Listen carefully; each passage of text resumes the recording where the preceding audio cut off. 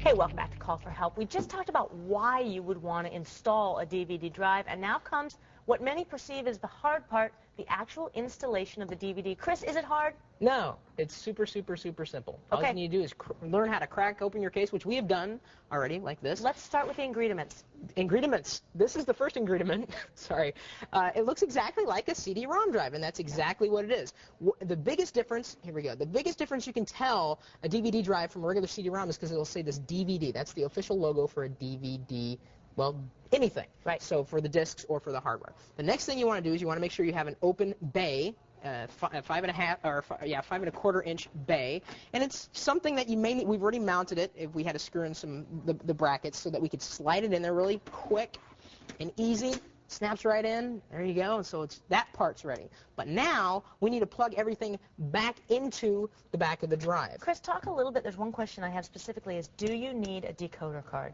Not necessarily. You could use software decoding, and that's any type of software that can play back DVDs, like WinDVD, Power DVD, and chances are that is actually going to come with the DVD drive on a CD, if you will. If you did want to install a hardware decoder for better decoding, you would have to use a PCI card and install that.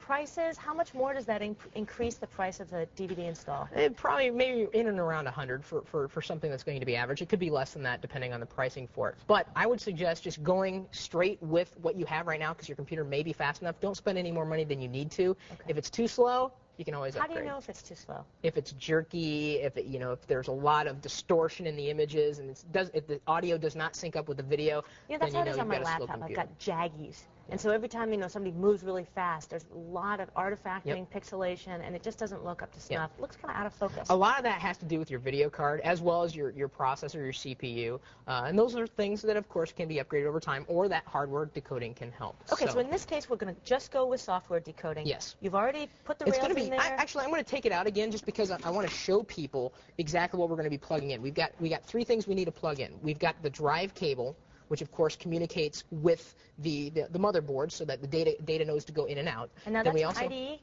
Yes, this would be IDE. I'm trying to get you a better look on it because it's full of pins and it looks so dark there, but there's all those pins in there, the IDE cable. Right here, we've got a jumper here, and right now this white thing, it's a jumper that we can move back and forth, telling it whether it's going to be a master or a slave.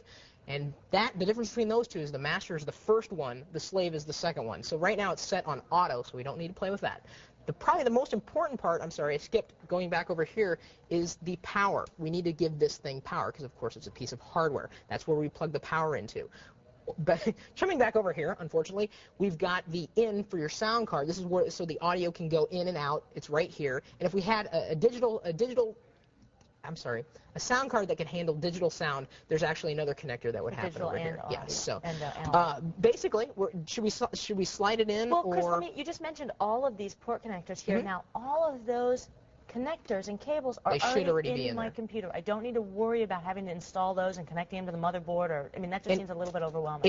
If you're out, then you may need to upgrade some more parts of your system because you will need the drive cable, you'll need the power, and you'll definitely need a connector for the audio. One more quick question. Sure. If I don't have a spare bay, do I have to take out my existing CD and use this from then on? I would suggest doing that because the DVD is backwards compatible. The only difference is the DVD is probably going to run a lot slower, whereas you may have a 48-speed CD.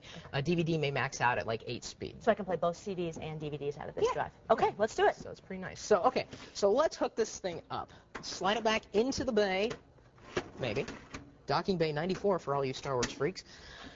Sorry. Totally non sequitur. I've got to like totally go blind here, Becky. You have to I'll help you. Well, you teach me. Thank you. There's your power cable. Here's my power cable. You want to slide that into it's on this side, the left side. Got it. Yeah, sliding that in there. All right. And we should have a smaller cable. And let me just make this point. I should just follow the same configuration as my other drives, where I have you can see I have my yellow cables on the outside, I have my red cables on the inside. Even if you don't know what that means, just do it the way it is with your other drives. And the power cable can only go in one way. The drive cable may be able to go up and down. Whatever's going to fit more comfortably, that's the drive cable right here. And so you this slide that in next. Double-sided ribbon, I connect up to all those pins.